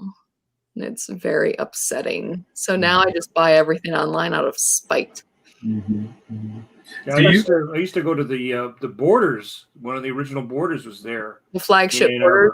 Yeah, I used to go there all the time. Yep, it is now a ramen restaurant. That must be a lot of ramen because that was a pretty big store. You'd be like, the bottom of it is a ramen restaurant called the Slurping Turtle, and the second floor of it is now nothing but tech offices. Oh, yeah. So that's the original Border store, everybody. So I'm putting in my order. I'm putting in my order with you, Katie. I need a Pinball Pete shirt and a Slurping Turtle shirt. I can do both of those. Right. Let me know the size. I'm warning you that usually the Pinball Pete shirts are a flaming hot pink. Their logo is an elephant that is hot pink. Yeah, I'm very confident. I'll rock it. So getting on to this thing about tech. JRD asked, and there's so many questions on here, is basically, what is the format you're doing nothing special at digitally, I'm assuming? I do it all in Photoshop. I bought Clip Studio Paint, and it's so confusing. There's too many buttons, and I hate it, so I don't do it. Yeah, no, that's fair. I'm old. I'm very set in my ways. But yeah, I use Photoshop, and then actually, the newest Q&A that I just posted has an example of what the files kind of look like, but they're like 600 DPI. 10 inches wide, 100 inches tall, and then I draw as many panels as I can, and then just kind of go nuts. And most chapters are about 4, 5, 6 of those files. Wow. Their tech is better than when I was trying to do mine. It was so difficult for me to figure out. Yeah, I have how to get it to put it up there. You got to slice it up, and and you had to like put it up, and then like it seems like it's much easier. When Mimi did hers, it was much easier. I made a Photoshop action that slices it up. And then I make Nate do it, who's my letterer. So he is my godsend because he's the one that just makes the final files for me. And he just was like, here you go, put those up, Katie. I was like, thank you. So, and you mentioned that you have an assistant, and then you also have people on your team that help do your webtoon strip. This comes up once in a while on the show with either you have cartoonists who could not fathom having help to other cartoonists who basically thrive in a studio system. So maybe talk about how you got to the point where you were maybe comfortable with having help. It's a little both. Like my assistant Isabel is only for conventions. Okay. You know, she only like when I have a big convention, she always comes with me back when conventions were a thing. She's my friend. She is, she also just, hangs out with me. She used to be an employee of my husband's actually at the University of Michigan. And he is the one that said, you need to start taking Isabel to conventions with you because she's the most reliable person on the face of the planet. So at cons, she is my right hand. For Nothing Special beforehand, I've had flatters and stuff in the past, but Nothing Special. Think of the production schedule of putting out 30 to 60 full color lettered panels a week. Yeah. And doing it by yourself when you are also a mother of 2 and married and life. Because life. Right. So it was almost forcing my hand of, hey, I need help. So my friend Nate, like I said, is part of my art night group. And he has been a letterer for a long time besides his own amazing cartooning work. So he's the first person I was like, Nate, help me. So he's the only person besides myself that has worked on every single chapter of Nothing Special. And then I knew I needed to bring in a colorist because the one thing I am the slowest on the planet is digital coloring because I'm very nitpicky. Like I get into like, well, that one pixel up in the corner doesn't look right. So I'm going to zoom right in on that. So I needed someone to take me out of that headspace. I tried actually someone local for the first few chapters, and she let me down basically in the first 4 weeks. Yeah, the pressure, it was probably the pressure got to her. Well, I had such a good lead time for her too. Like I'd given her like almost like a like 2 months of lead time on all of this.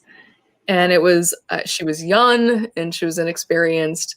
So I got a name from someone else and I ended up hiring, his name is Alan Kwa. And they do Kamikaze Studios. And he's actually out of Malaysia. Oh, wow. And they do amazing work and their turnaround is amazing. And I usually give them more time, but right now I'm giving them about a week and a half. Yeah. I usually give them about 3. But he and his team for the last 3 years have been my colorists. And the second I have a note, they're on it. They do everything to my specifications. The second I give them any like feedback of like, here's how I want this to look, it always looks perfect. So he has a huge coloring studio with all of these people on his team. And, because of that, I now trust my work to another group of people when normally before that I'd be like, no. Right. You got to keep it close, right? Yeah, my Star Wars stuff and everything I still color by myself, but Nothing Special because of the turnaround and the deadline. Yeah, I've lost that that ego where I'm like, no, it has to be all mine. I'm like, oh, screw it. We can put someone else's name on it. No. Yeah.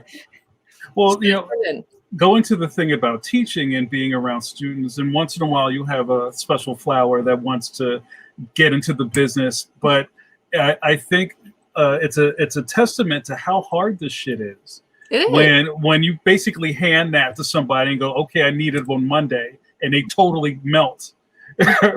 Right. So I think that's always a good lesson for people to hear. Just because you enjoy this as entertainment is not the same. But I almost think I've thought about like if I did go teach comics, like because I've been offered. Mm-hmm.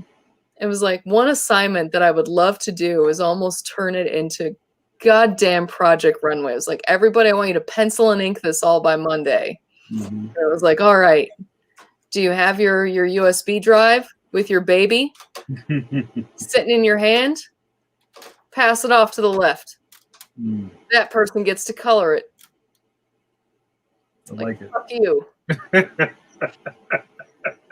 That person gets to ink it. And they don't know how to ink. Well, that's just it. It was like, and then next Monday, that person gets to letter it. Mm-hmm. Mm-hmm.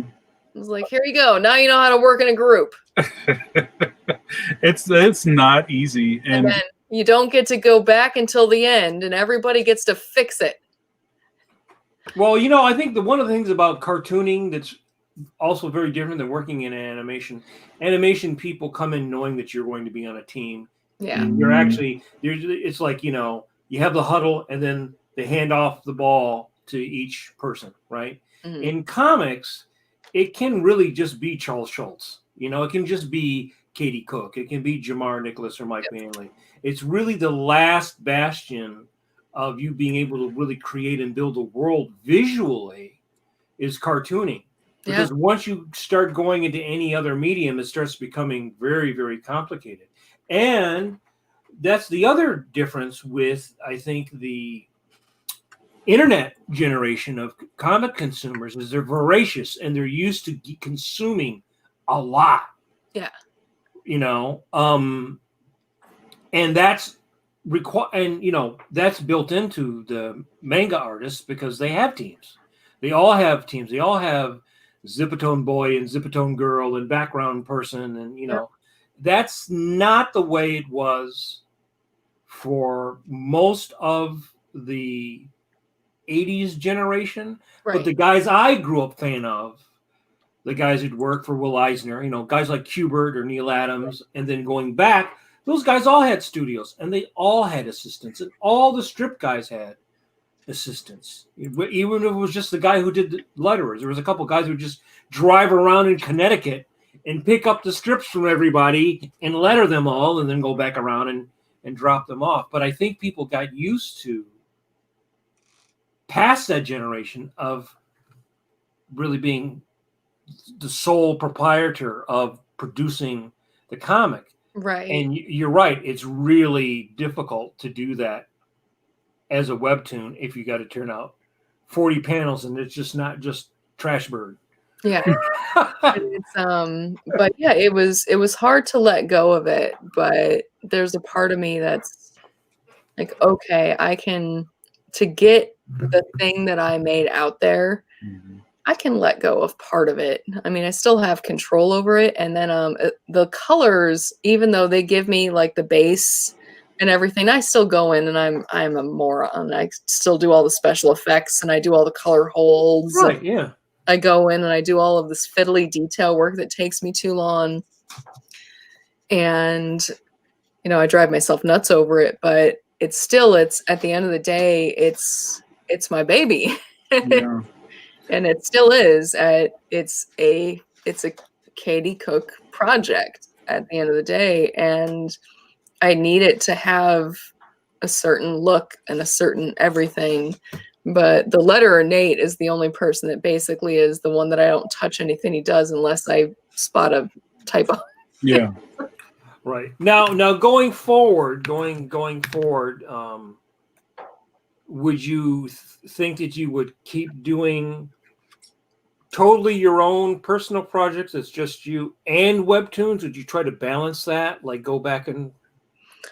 I think I would do both. You know, I love working on my own projects, but there is a bizarre satisfaction in finishing a Star Wars book, in finishing a Marvel book, and, you know, being able to post, hey, I just, you know, finished this project. You can go look at it on display on this wall at Disneyland, you know, which I've done before. And I can't give up that egotism. I just made a thing for this license that everybody loves. So yeah, there's a part of it that's like, no, I love doing stuff that's for me, but there's licenses that I love, and actually creative teams with those licenses at Disney, Lucasfilm, and at Marvel that I'm really attached to. There are editors on both sides that I can't say no to. You know, I've been with them for so long that if they're like, Katie, we need you to do something, I was like, okay. Right. I won't sleep for 4 weeks. It's fine. This is good. I was gonna play, you know, Hyrule, Ages of Calamity, and not do anything for 3 weeks and enjoy Thanksgiving. But you want something? That's right. There's no time for Switch games, right? And how would you advise the either late teens, early 20s version of yourself today trying to navigate the increasingly choppy water? I just, like, in the last week, a lot of people I know are really complaining about Instagram. Like, everybody hated Facebook, then everybody loved it. Now everybody hates Instagram, right? Like, everybody's hating on Instagram.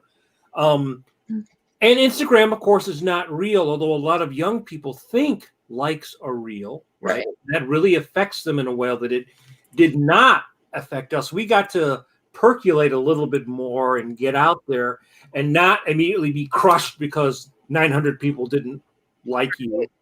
You know, it's young people that want to make comics. You know, my advice to them is 100% just draw the story, write the story, put the story online, and you can't focus on the numbers. You just can't. It's focusing on the feedback in the very beginning is almost moronic at this point. You know, you have to put it out there as something that you love and as practice. You can't think of it as this is my final project, especially if you're 18, 19, 20, 21, 22. That's ridiculous to say this is my final entry into comics.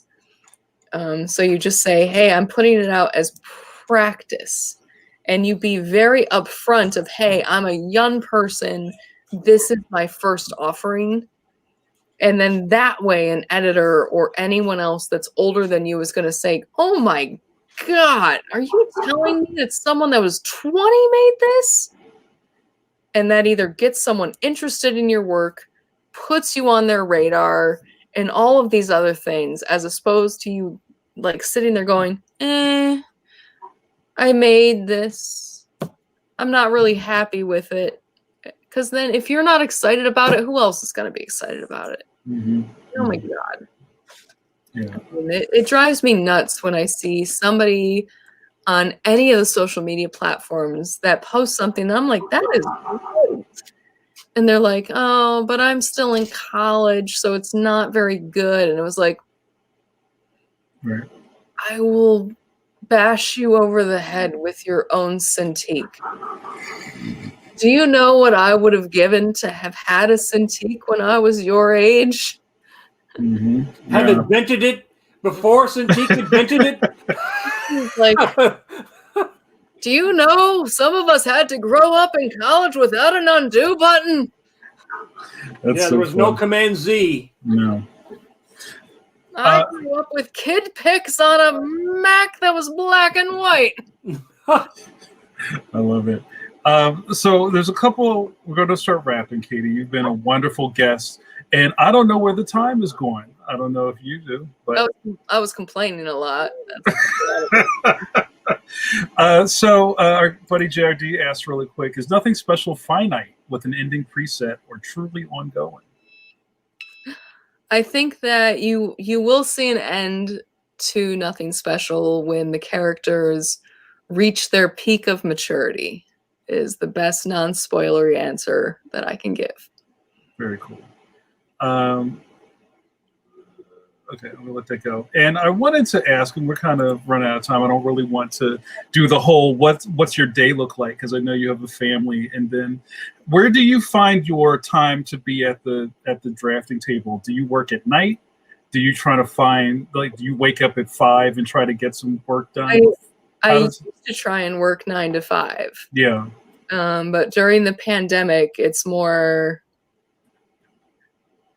10:30 to 5, and then after I make dinner and put my kids to bed, I'm down here until God knows when. I don't know.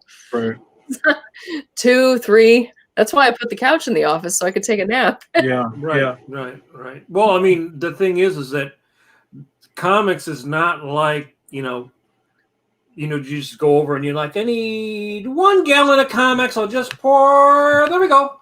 1 gallon of comics. It's like, you get those days where, like, I'm sure, like everybody, where it's like, I had a stroke. I can't remember how to draw anything. Yep. I don't like any of the faces I'm drawing. I can't get the expression on the face that I'm drawing. Why did I decide to draw this really complicated angle? What's wrong with me?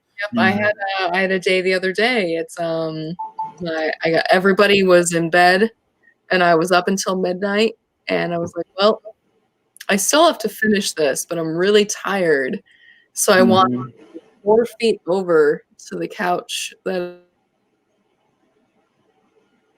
Oh no, we're so close. Maybe she'll come back. We haven't had a freeze in a while. I froze for a little, and you guys froze for a little bit, but it's okay. I was just talking about wandering from my couch at 2 in the morning. Oh no, you're back. Okay. So do you still do all-nighters, or do you have a hard rule about all-nighters? Do you not do them? Will you do them if you have to? If I have to, I'll do one. I don't. Like, if I've got a good podcast or audiobook, I don't actually care. I'm fine. Oh, so what audiobooks do you like? What do you like to listen to? Are you because you make fantasy, you like to listen to reality, or? I will listen to basically anything. I am, my mom, before she was a vice principal of middle school, was a librarian. So I grew up in a library. So I love true crime. I love fantasy. I love fiction. I love nonfiction. I actually love, like, true crime heist books of, like, weird. The weirder the crime was, the better. But yeah, really anything, like whatever like, I'll go through, like, the library has a digital thing of, like, what's available, and was like, I don't know what that is. I'm just going to listen to that today. And then, lots of podcasts about either film or, again, true crime or comedy, things like that.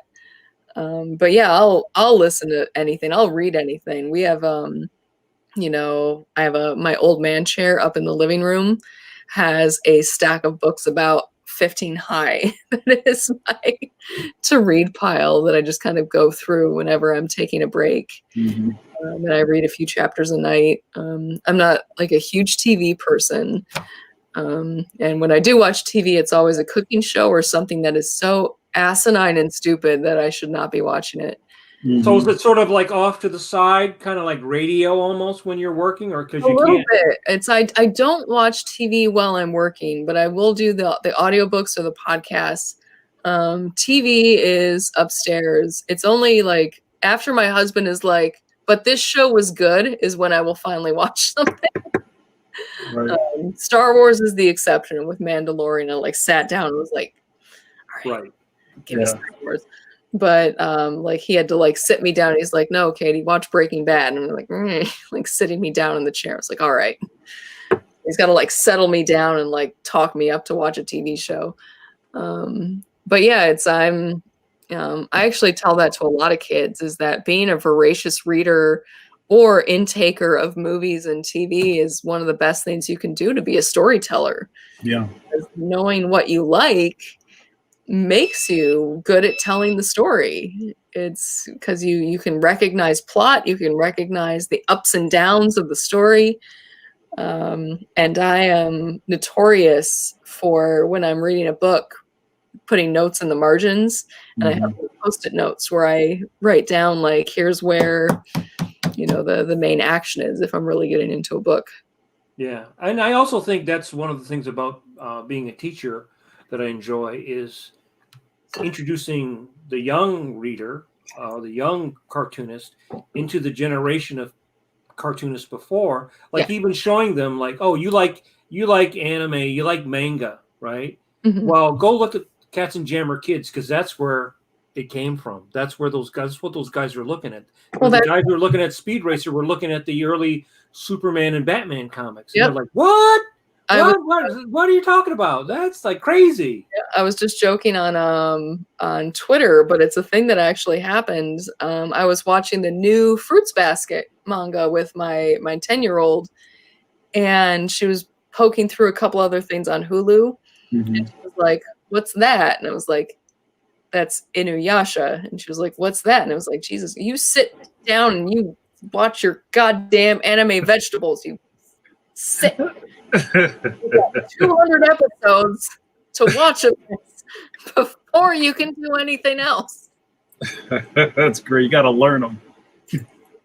Well, then you show them something really weird, like the first Disney World, and it was like, no, you sit there through Carousel of Progress.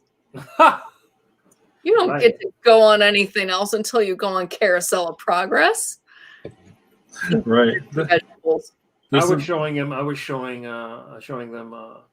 like the first Astro Boy, and it's kind of like, it's weird and it's quirky. It's kind of mean, and it's kind of mean. Yeah, like his dad was like a real ass, you know, and they wouldn't quite do that on like cartoons now. You couldn't have your dad be like mean and try to just sell you.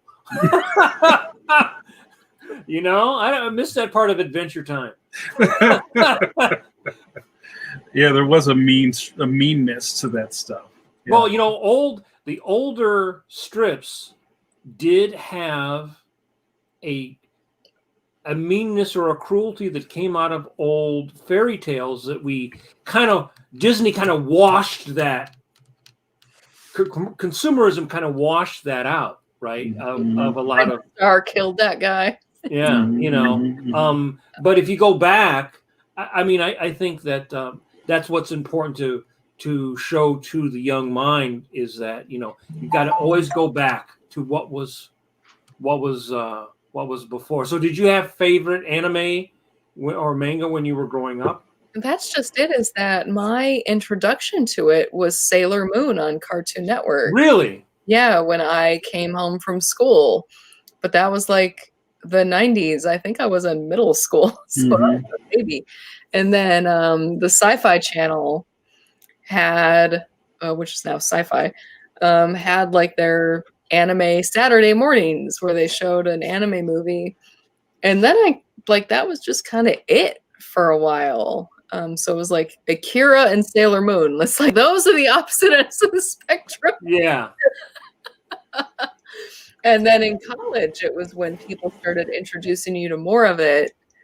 And then actually it was Cartoon Network that started having more of it during their Adult Swim stuff, which was more of my introduction to it. And then it was later, a few years, you know, I started reading more manga. It wasn't really the anime, it was the manga. Ann Arbor had a store called WYSIWYG. Oh, okay. That was just a Japanese import store over in downtown. And so I used to go over there and I used to pick up all this manga. And I still have so much of it because it was such a huge influence of just like, oh, look at this bizarre way of storytelling where you're not only reading backwards, but yeah, it's like the backgrounds are kind of formatted and there's flowers everywhere and what the hell is going on here? So I've kept my favorites, but it was just an interesting introduction to international storytelling. And since then, I've picked up a lot of European comics, a lot of French comics, a lot of stuff from Germany, and I'm really fascinated by the different storytelling aspects of different countries and how cartoon has come up from different angles. So when were you introduced to things like Tintin or like anything by Mobius and things like that? Because for me, that was like a big thing as a teenager. Oh, yeah. Mobius, it was like it was like an atomic bomb in my brain. I didn't hear about Mobius until I was in college. You have to understand, I grew up in the Ann Arbor area. Right. Imagine being the only person interested in comics in small town Michigan. Wow. Right. And where would you get your hands on that stuff? Yeah, and nobody was telling me about it. My parents didn't know about it. My first introduction to a comic book that wasn't Archie was my brother being like, "Did you know that there's a guy named Batman?" I was like, "Cool." Wow. So you weren't aware even from the TV show or just casually coming across comic books? No, it's my first introduction to an actual comic book that wasn't like a newspaper comic strip was Archie. My mom used to buy me Archie from Borders or Walden Books. Right. So I had all the Archie stuff. And then, it was my older brother that was like, "Cool, have you read this one?" And I was like, "I guess I've heard of Batman." I always find this very interesting because there's people we've talked to who only read comic books. There's people we've talked to who only read comic strips, right? And so like people come in to this vocation from very odd trajectories. Not everybody comes in from, I mean, generationally, maybe some of us come in from the same trajectory. Like I used to go to the Eye of Agamotto. Before we moved to Ann Arbor, we would go up every weekend. But the Eye of Agamotto, which was at the corner of State and Liberty. Okay. And it used to be there's a little, I don't know what's there now, but it used to be right down from I used to go there every day when I first moved to Ann Arbor, and I could go up, and it was a comic book store. Okay. And he went out of business in the mid '80s, and then I think, was it the Vault of Midnight? Is that still there now? Midnights were there now. Yeah. Okay. Yeah. It was that, and there was another one that was there for a while. It was about Pinball Pete's. Yeah. Yeah. And so you would go in there and you would find all kinds of stuff. And in fact, when we first used to go to Ann Arbor, we'd walk around and you would go into different stores and they would sell like underground comics. And I remember my first, I think I saw like some Robert Crumb stuff, Zap. I was probably like 10. And when you're 10, you don't know the difference between Fabulous Furry Freak Brothers and Superman. It's just a comic book, right? Well, so I think it's very Ohio, so it is right circled up here. So but I mean, Fabulous Furry Freak Brothers is kind of similar to Mad, you know what I mean, because it's cartoony stuff.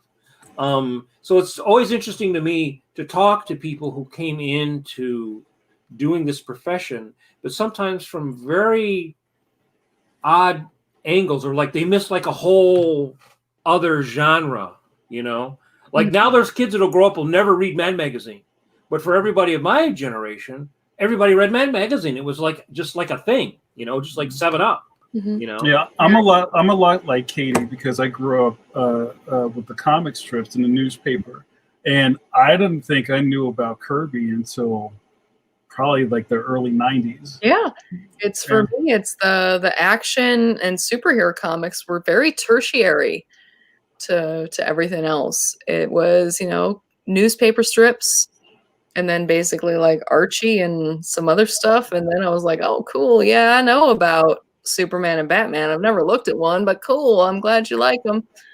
And then it was my brother that finally was like, so do you want to read a Batman book?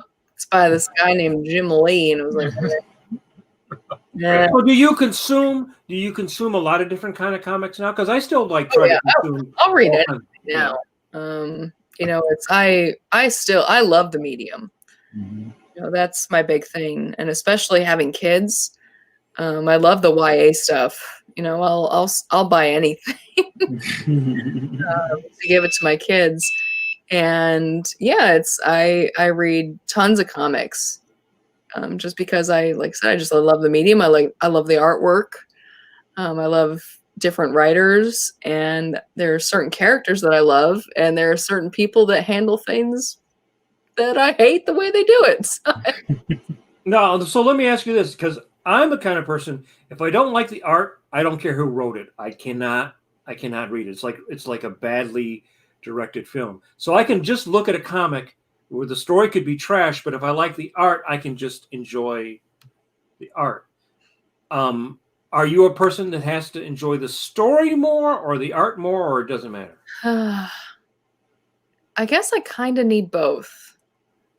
I mean, I love the artwork. The artwork is always going to be my key, because I'm a cartoonist at heart. But if the story's bad, I don't know if I'm going to finish it. Like You'll flip through it and look at it. I'm just not gonna flip book it. Okay.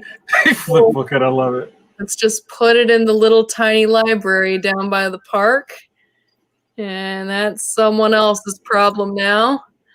Just leave it. Sorry, I gave Barnes and Noble $17 for that. All right, well, we're going to wrap this up. All right. Katie, you've been a magnificent guest. Thank you for having me. I hope you've enjoyed your time talking to us geezers. But this has been... Enjoy a fine Zingerman sandwich. Oh, I will have a honeymooners for you. There you go. And I have to give Katie my Venmo account so I can get those shirts. Katie... It'll be a gift. Oh. You're so dear to my heart. Thank you so much, Katie. And I will give you an array of terrible t-shirts. Oh no, I don't want to start anything. Would you like one that says "Hash Bash in my heart"? Yeah, let's talk. University of Michigan Quidditch. Oh well, I don't know. I don't know if I could do it. I think I draw the line at Quidditch. So, well, we all know about the webtoon, but maybe if you can give us some URLs so people can find your work on webtoons, and also maybe a plug for your Patreon or any other of your socials. Everything I do is under Katie Can Draw, so that's the thing to look for. Yeah, my webtoon is Nothing Special.